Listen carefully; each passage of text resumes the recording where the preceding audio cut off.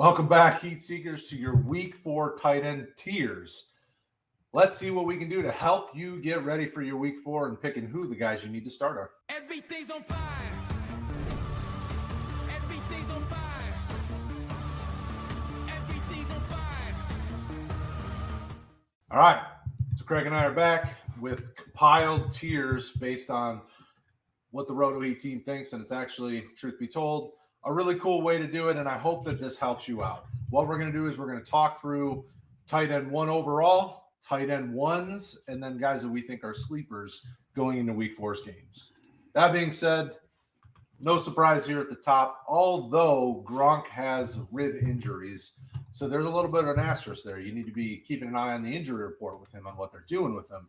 But Kraig, is there any doubt to you that these guys are kind of the elite of the elite and there's really no reason to consider anyone else? Or did you think somebody else should have been in the tight end 1 overall conversation this week? I mean, you can sort of, and we have a limited sample size if you want to talk about, opponents, who gives up a lot of points to this position and that. Sorry, prior to Week 3, I think I would have put TJ Hockenson up in there, but like Baltimore, you saw their game plan was just to shut him down because of what other options there were. And I think teams are going to take more of that route, probably just because there aren't, sorry, Brad, a whole lot of exciting receiver options to threaten you. It's sort of like the running game and Hockenson, and then there's a little bit of Cephas in there, but that's really it. So if you take out one of them, it makes your life easier. But Hockenson, I think, still has that potential to be the, even with the terrible week that he had, he's, I think, in PPR, a top 3 or 4 tight end. So he still clearly has that potential. But that's really it. I mean, Kittle just hasn't shown it this year. That offense hasn't shown it. And maybe if Trey Lance ends up starting, that would change down the road. But I think the 3 that we have there at the top are probably the consensus 3 right now.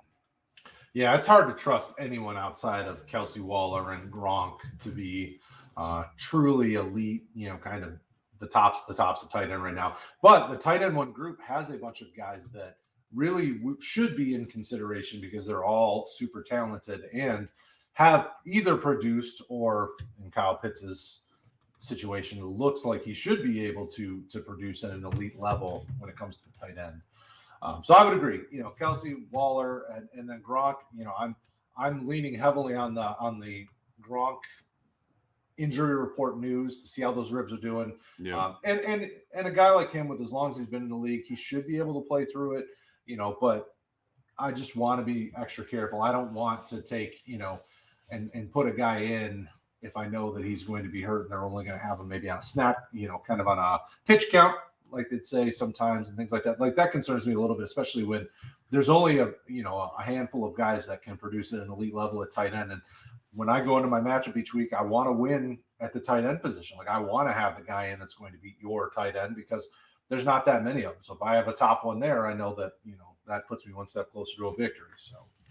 And the other thing to remember with Gronk, if it turns out that they do decide to put him on a snap count for a while, their aspirations are not for the start of the season. They're looking into the postseason to make sure he's there for Brady. Those 2 in the playoffs, Super Bowl, if they get there, are just money whenever they get there together. So that's what they're looking at. And they have other capable tight ends. So your point is well taken. Absolutely. All right. So in the tight end 1 tier, we've got very familiar names, guys that have either produced or are expected to produce at a high level. I think the Gesicki in the tight end 1 category, I think having Brissett as the starter makes me feel better about him as a tight end 1.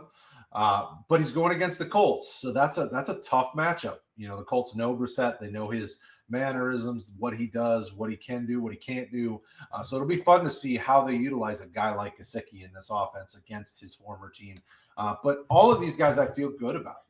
We should continue to see Pitts grow in this offense and become more targeted. And going against Washington, Washington's defense is always been touted as very strong this year, but their linebackers are young and developing or not that great. So the middle of that defense has the ability for Pitts to be able to put in work if they choose to target him. So it's a great idea to have him as a TE1.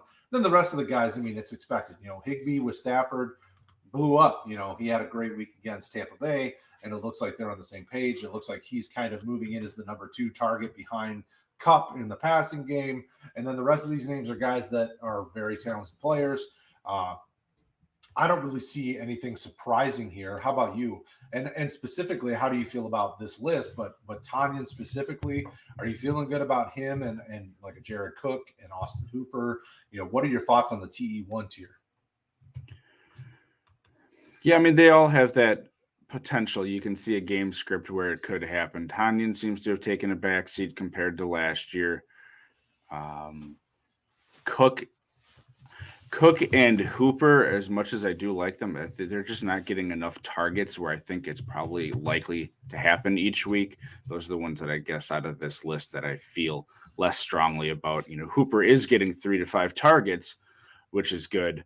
But, he's had 1 touchdown, and that was this past week. And even then, I think he was a tight end too for the week. They just spread the ball around to a whole bunch of different guys, even at the tight end position.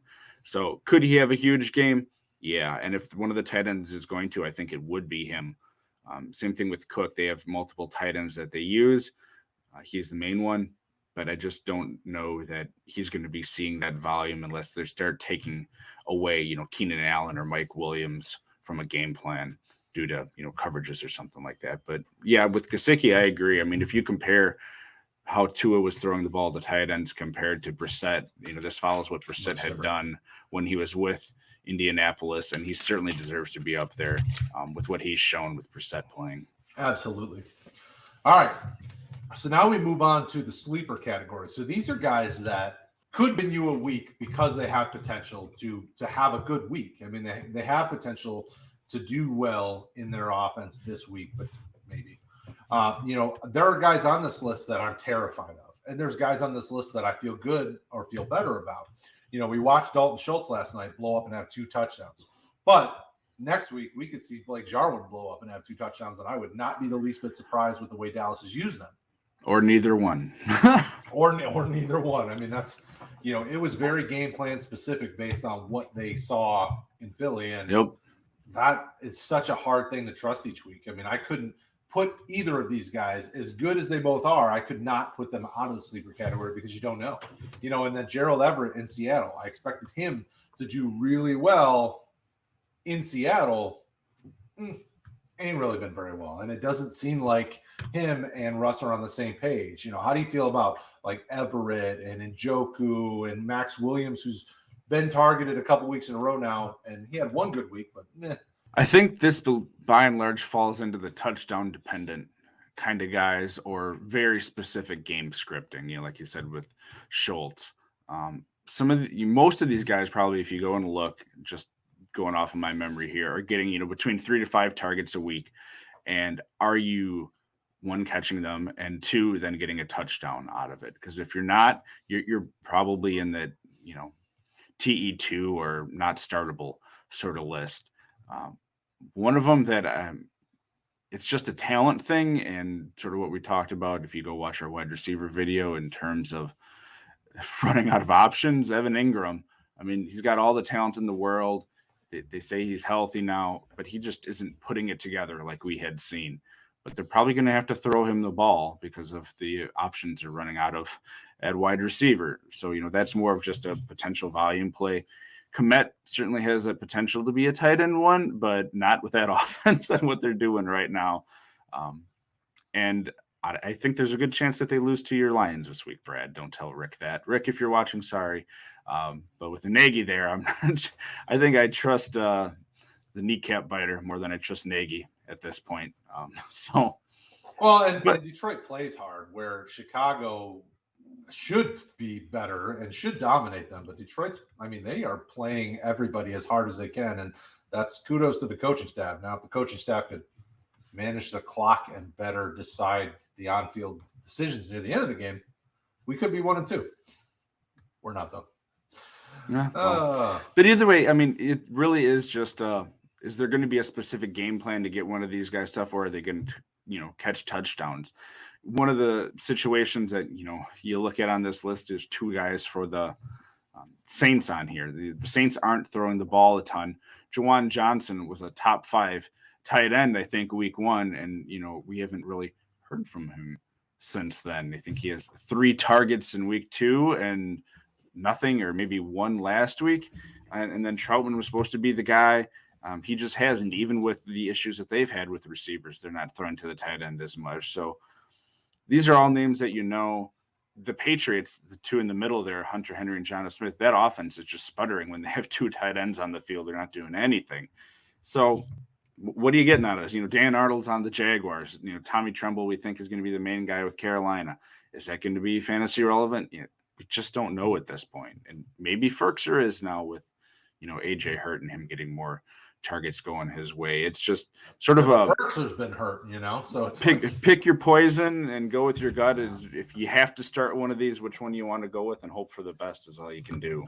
Yeah. The one that really stands out, but again, he has slightly more targets, but the touchdowns each of the past 2 weeks is Dawson Knox. Is he really going to continue to be a higher part of this offense? Because he has the athleticism, he's got the skill set, but is he going to finally put it together and get the targets from Josh Allen? Because up to this point, Josh Allen's targeting of tight ends has gone down each of the first, I think, 3 years in the league, or 2 or 3 years, whichever it is.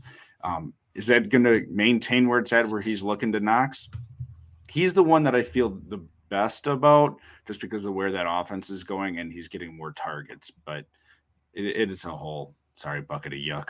It is. It's a tough place to be in. And, and I think to close this out, I think the best thing to talk about is these are sleepers for a reason. They have potential to have a big week, but they also have potential to give you a goose egg. So you have to be very careful when you do this. Like, Dan Arnold going to Jacksonville, I would expect him to get some targets because it looks like that's what Jacksonville wanted. They needed a tight end in this offense to help the offense take the next step, because your rookie quarterback needs a security blanket. And you always hear the experts and pundits talk about, the tight end is the quarterback security blanket. Well, Dan Arnold isn't a great tight end, but he's produced at times for teams, and he's a veteran and can do what needs to be done. So it feels like that's an interesting sleeper because they need that type of player on the field. But also at the same time, are they just going to use him to block to open up the running lanes? Because we know Urban Meyer's big on trying to get that ball on the ground and running. So, there's concern there. And then on the other side, Carolina's offense has just been all over the place. DJ Moore is really the truly only wide receiver I trust in that offense, and the only pass catcher I trust in that offense. So is it Ian Thomas? Is it Tommy Tremble? We think it's the young guy because Ian Thomas just hasn't seemed to produce. So there's too many unknowns to really trust them outside of being a sleeper. So these are kind of in case of emergency type plays, but don't go into the week expecting a dub just because things have changed and they're in a different situation. Anything's possible with these guys. Yep. With that being said, Kraig agrees. I've been yupped.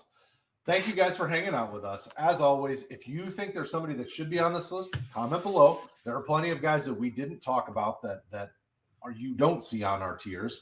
Talk about them in the comments below. Like, subscribe, do all those things. Thank you guys as always. And if you want up to date and you want to talk start sits Sunday morning, Rick and Bryce will be doing Boom Bus. We'll see you later.